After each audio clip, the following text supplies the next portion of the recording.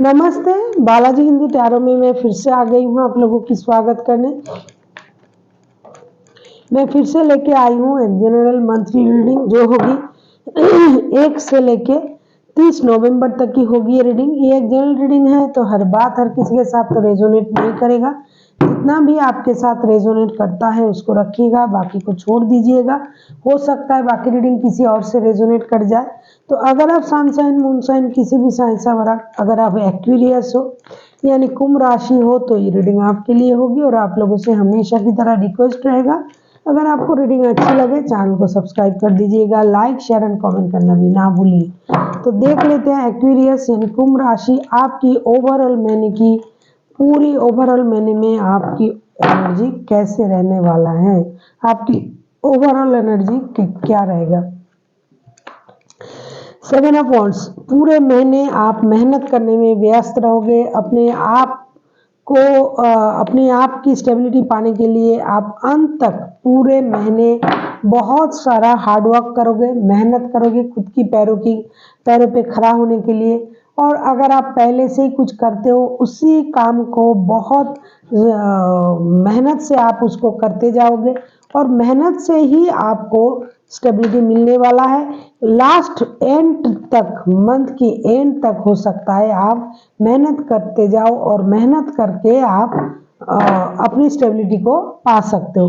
पूरे महीने आपकी जो फोकस रहेगी वो सेल्फ स्टैंड लेने के बारे में, अपने आप को मेहनत करके खुद को खड़ा करने के काबिल बनाने की, मतलब मेहनत से ही आपको सब कुछ मिलने वाला है। तो आप मेहनत में ही अपना वक्त दोगे और मेहनत करके आप अपने आप को स्टेबल बनाओगे। अपनी स्टेबिलिटी के लिए आप मेहनत करोगे। देख लेते हैं आपकी पास्ट की एनर्जी। 7 ऑफ सोर्ड्स, पास्ट में हो सकता है आप कुछ छुपाना चाहते थे, कोई बात आप छुपाना चाहते थे, वही बात रिवील हो गया, बाहर चला आया। पास्ट में ऐसी आपकी एनर्जी थी कि आप किसी चीज को छुपाने में बिजी थे। अभी देख लेते हैं 7 ऑफ सोर्ड्स के कार्ड क्यों आए हैं। S of pentacles, 5 of pentacles,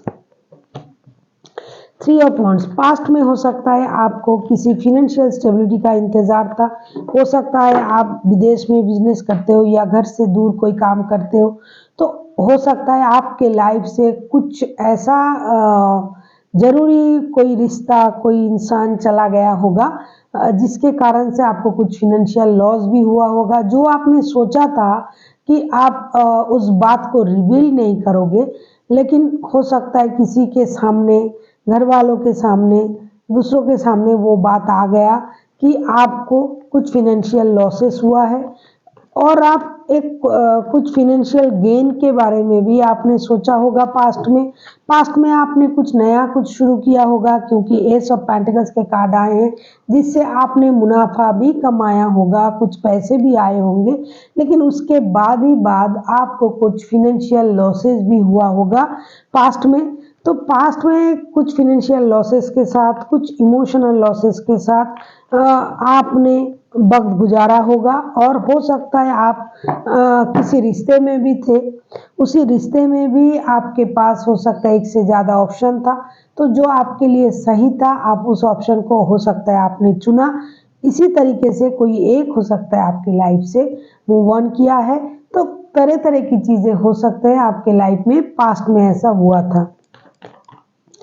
अभी देख लेते हैं प्रेजेंट में आपकी एनर्जी क्या कह रहा है। प्रेजेंट में आपकी एनर्जी क्या कह रहा है, देख लेते हैं आपकी प्रेजेंट की एनर्जी।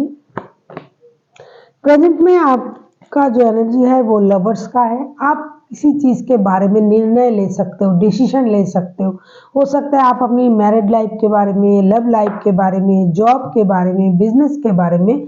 तो अगर, क्योंकि ये लव रीडिंग नहीं है, तो अगर लव रीडिंग में आता तो मैं बोलती कि लव रीडिंग में दिस इज वेरी मोस्ट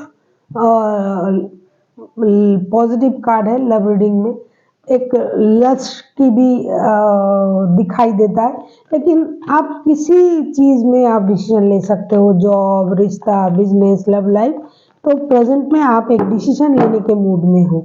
जिस भी चीज के बारे में आप डिसीजन लोगे उसकी प्रति आपका एक गहरा अट्रैक्शन है।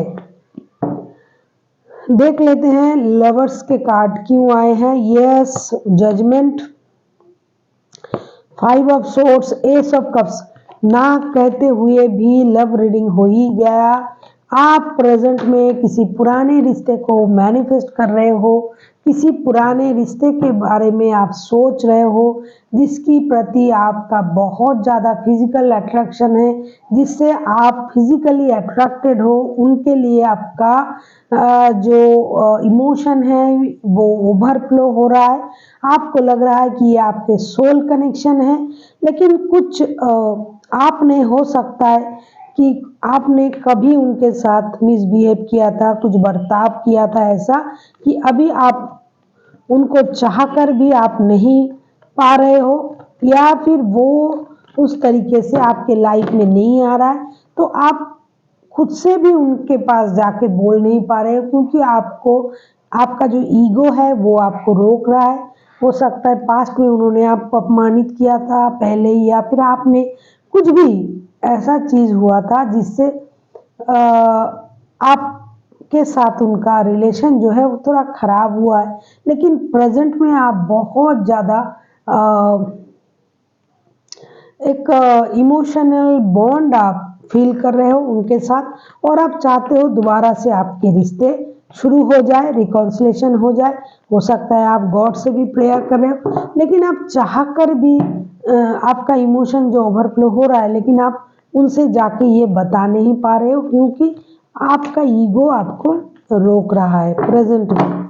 मैं ईगो नहीं कहूँगी, एक सेल्फ रिस्पेक्ट भी हो सकता है कि मैं जाके कैसे बताऊँ, कहूँ। इसके बारे में आप डिसीजन लेना चाहते हो सकता है कोई रिश्ते के बारे में, क्योंकि ये रिश्ता ही दिखाई दे रहा है। मैं चाह कर भी ये नहीं कह पाऊंगा कि ये कोई जॉब है, बिजनेस है, ये है वह नहीं। ये कोई लव लाइफ, कोई मैरिड, कोई शादी, कोई रिलेशन के बारे में ही आप डिसीजन लेने के बारे में आप सोच रहे हो। जो कोई पुराना रिश्ता है, चाहे आपका शादी का रिश्ता, चाहे कोई लव रिलेशन, कुछ भी, जिसे आप प्रेजेंटली बहुत ईगरली जिसके लिए वेट कर रहे हो, आप डिसीजन लेने के बारे में सोच रहे हो, जिसके लिए आपका इमोशन ओवरफ्लो हो रहा है, ये आपको पता है। अभी देख लेते हैं मंथ एंड तक आपकी एनर्जी। अरे बाप रे बाप, नाइट ऑफ वॉन्ड्स के कार्ड। आप तो बहुत ज़्यादा एडिक्टेड हो फिजिकली। हो सकता है आप इस रिश्ते में आते जाते रहते हो सकता है आप दूर रहते हो इनसे, जिनके साथ आप रिश्ते में हो, तो आप जल्दी जल्दी उस काम को निपटाने के बारे में सोचोगे, क्योंकि आप बहुत ज़्यादा फिजिकल अट्रैक्शन महसूस कर रहे हो। आप किसी भी तरीके से उनसे मिलने जा सकते हो, वो काम कर सकते हो जहां आप आते जाते रहते हो, इन एंड आउट होते हो।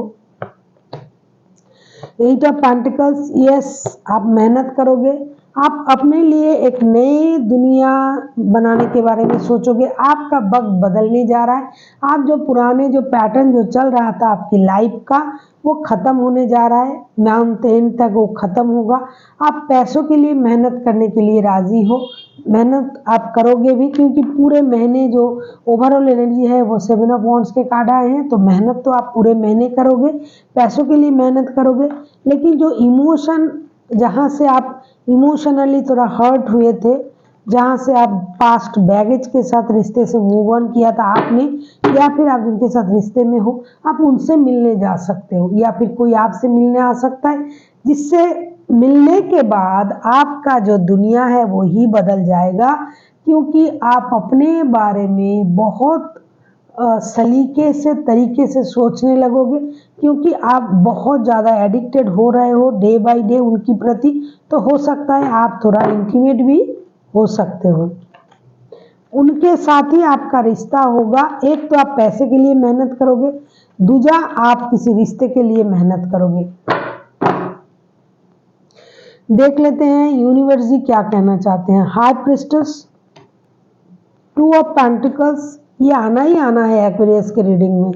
किंग ऑफ कप्स, आपको यूनिवर्स यही कह रहा है कि अगर आपका इमोशन बहुत ज़्यादा ओवरफ्लो हो रहा है तो उसको थोड़ा कंट्रोल करो, और अगर आप बहुत ज़्यादा कंट्रोल कर रहे हो तो उसको थोड़ा ढील दे दो।